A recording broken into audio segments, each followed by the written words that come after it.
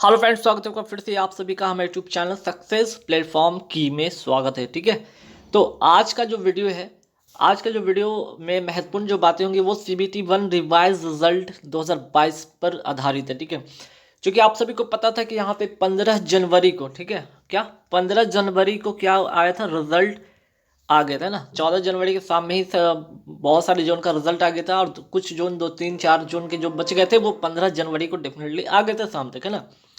तो बात क्या था कि कुल मिलाकर यहाँ पे बात ये हुआ कि रिजल्ट आ गया, बच्चे बहुत उम्मीद लगा के बैठे थे। 3 साल की प्रतीक्षा, 2019 की वैकेंसी थी।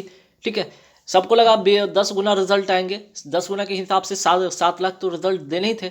लेकिन यहाँ पे जो रेलवे बोर्ड ने क्या कहा, बोला कि मैंने तो आपको 10 नहीं, आपको तो और बढ़िया चीज़ मैंने दे दिया, आपको तो और बहुत फायदे वाली चीज़ कर दिया कि मैंने 20 गुना रिजल्ट दे दिया।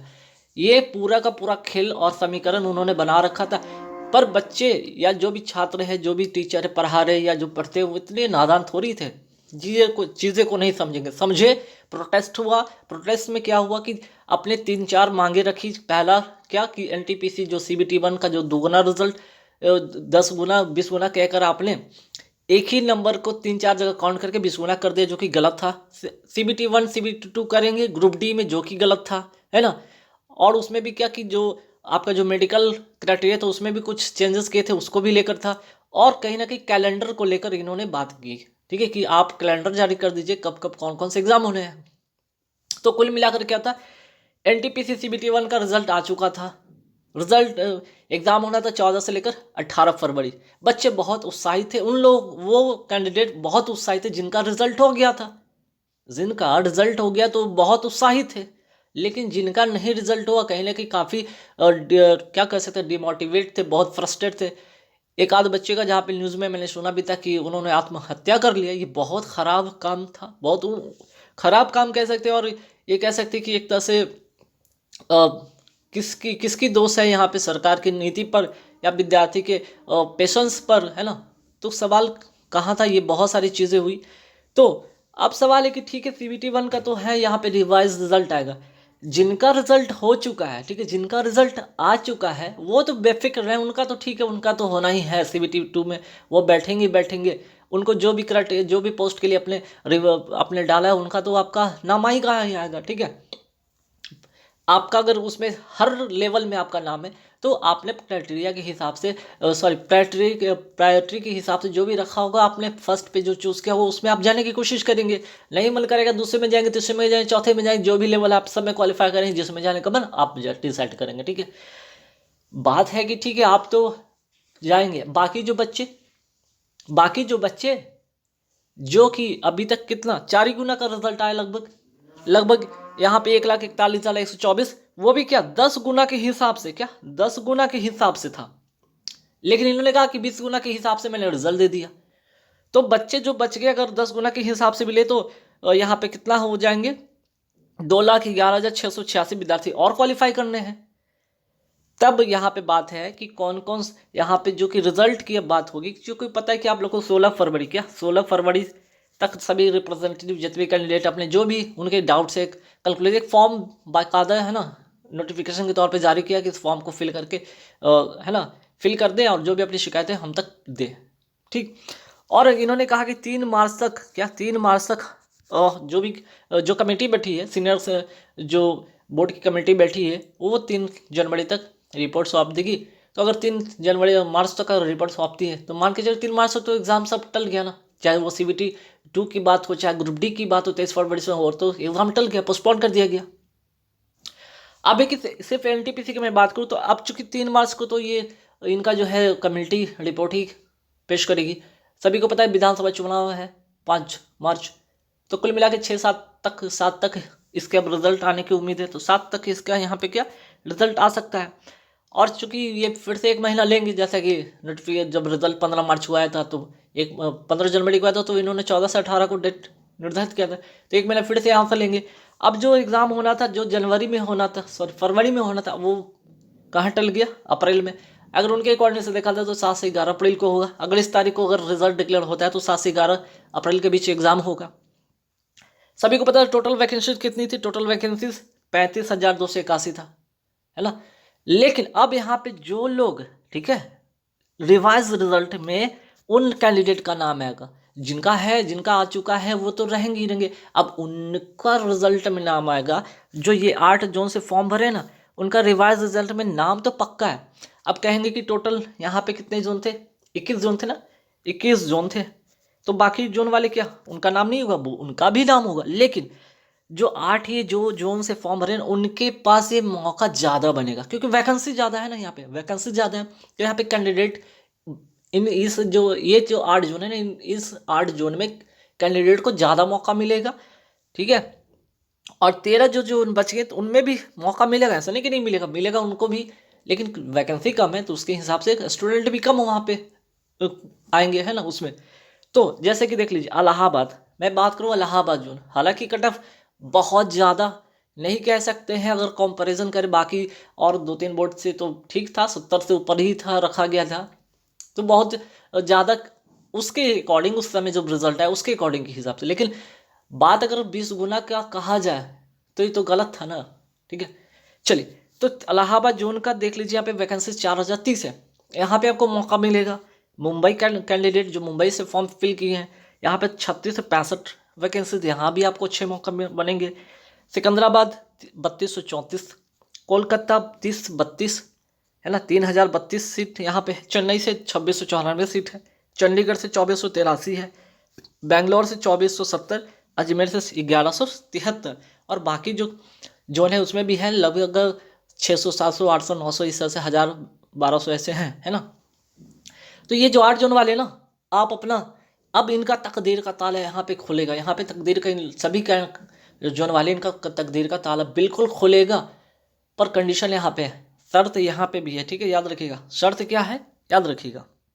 अगर मैं कहूँ कि शर्त क्या है, तो जो आपका नॉर्मलाइजेशन के बाद जो मार्क्स आए हैं याद रखिएगा, नॉर्मलाइजेशन के बाद जो मार्क्स आए हैं जनरल कैटेगरी, अगर जिनका भी 600 से 70 है, आफ्टर नॉर्मलाइजेशन मार्क्स अगर आपका आया है, रिजल्ट तो सभी का आ गया था, मार्क्स सभी को दिख गया होगा, तो अब तो डेफिनेट रहेंगे कि जिनका भी 600 से 70 जनरल वाले वो बैठ सकते हैं, मौका बनेगा उनको। ओबीसी 64 से 66 जिनका है मीन्स की नॉर्मलाइजेशन मार्क्स, उनका मौका मिलेगा।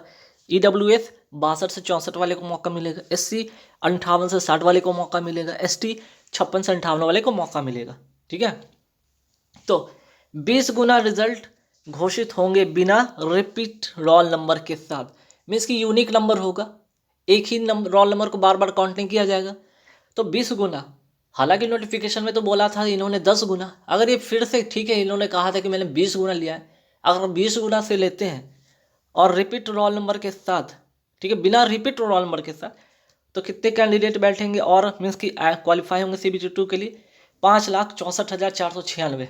अगर ये नीति पर कायम रहते, अगर ठीक है, इन्होंने कहा कि मैंने 10 गुना नहीं, मैंने 20 गुना लिया, अगर 20 गुना पर अगर ये ऐसे रिजल्ट देते हैं, तो ऐसे 56 जो है यहाँ 5,64,000 बच्चे को जो है मौका बन सकता है, उनको भी, है ना, 5,64,496, ठीक है। अगर नोटिफिकेशन के हिसाब से ही अगर वो काम करते हैं, कोई बात नहीं, 10 गुना लीजिए ना, इनकेस अगर 10 गुना ही लेते हैं तो ठीक है ना, 2,11,686 विद्यार्थी तो मौका मिलेगा।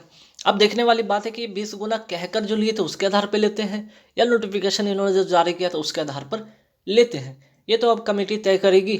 और जो बच्चे का जो भी है रिप्रेजेंटेटिव है, जो भी कैंडिडेट का जो क्यूरी है, क्वेश्चन है जो करेंगे, उसके आधार पर अब ये कमेटी और स्टूडेंट और जो प्रतिनिधित्व जो छात्र के तरफ से जो टीचर गए थे, उनकी जो बातों के बीच का जो भी समीकरण बन के जो निष्कर्ष बन के निकलेगा वो देखने वाला होगा। लेकिन अगर मैं कहूँ एवरेज, तो मैं समझता हूँ यहाँ पे लगभग 3 लाख और विद्यार्थी, 3 लाख जो है विद्यार्थी को मौका मिलने वाला है इस बार फिर से रिवाइज रिजल्ट में, ठीक है। 3 लाख विद्यार्थी को, लगभग 3 लाख या 3 लाख प्लस विद्यार्थी को जो है CBT2 के लिए रिवाइज रिजल्ट में मौका बन सकता है। तो 8 जोन वाले याद रखिएगा, इलाहाबाद, मुंबई, सिकंदराबाद, कोलकाता, चेन्नई, चंडीगढ़, बेंगलोर, अजमेर। अब आप कहेंगे कि सर ये किसके लिए, तो ग्रेजुएशन वाले भी इसमें शामिल होंगे, उनके लिए होगा। उनके लिए हो सकता है कि ग्रेजुएशन वाले 1-2 मार्क्स और कम ही रख लेंगे, 1-2 मार्क्स कम कर लेंगे। हाँ, यहाँ पे इंटरनल लेवल वाले जो हैं उनके लिए चुभने वाली बात होगा, है ना, क्योंकि इंटरनल लेवल वाले के तो कट ऑफ काफ़ी हाई गया था। तो इंटर लेवल वाले का भी कट ऑफ थोड़ा डाउन होगा, है ना, थोड़ा डाउन होगा। तो इंटर लेवल वाले अगर देख ले तो इससे थोड़े से 1-2 नंबर, है ना, 2-3 नंबर के फ़र्क पे आप रहेंगे, ठीक है। मैं क्या कहूँ, अभी तो कहना मुश्किल है कुछ भी। तो 2-3-4 मार्क्स के आगे पीछे हो सकता है। अगर यहाँ से डाउन होता है ग्रेजुएशन वाले का और थोड़ा, तो आप लोग को थोड़े से मौका बन सकता है, ठीक है। तो इंटर वाले भी घबराए लेंगे, जिनका भी इंटर लेवल वाले हैं इसमें से मीन्स कि हर जगह 2+ ऐड करके रखें, ठीक है। सिर्फ 2+2+2+ अगर है 2-3 प्लस, तो डेफिनेटली यहाँ पे आपका बात बन जाएगा, है ना। यहाँ पे बात इंटर लेवल वाले का भी बात बन जाएगा, ग्रेजुएशन लेवल वाले के तो बनेंगे ही बनेंगे, ठीक है।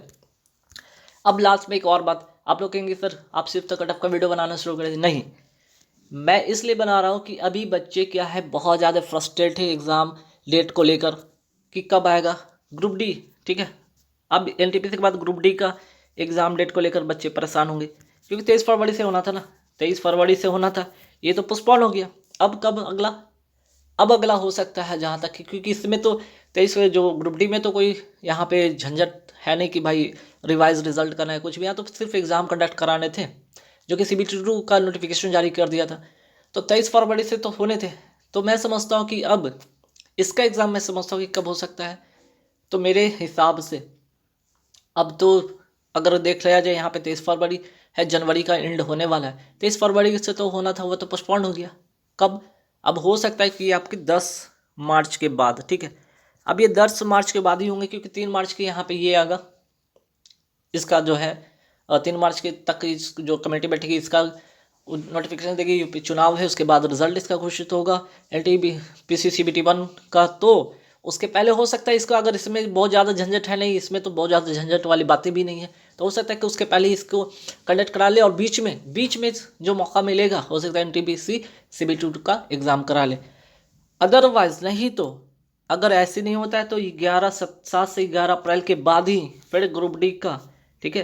तब तो फिर ग्रुप डी का अगर इसके बाद लिया तो मान के चले कि अप्रैल के बाद, यानी कि 15 नहीं, कैसे 15 तो बहुत क्लोज हो गया, ये 20 अप्रैल के बाद ही, है ना, 20 अप्रैल के बाद ही ग्रुप डी का एग्ज़ाम हो सकता है। मीन्स एंड ऑफ अप्रैल मान के चल सकते हैं। अगर मार्च में नहीं हुआ तो 10 से 20 मार्च के बीच में नहीं हुआ स्टार्ट, तो ये 20 से लेकर जो 30 अप्रैल है उसके बीच में ही एग्ज़ाम कंडक्ट होने की उम्मीद हो सकता है, ठीक है।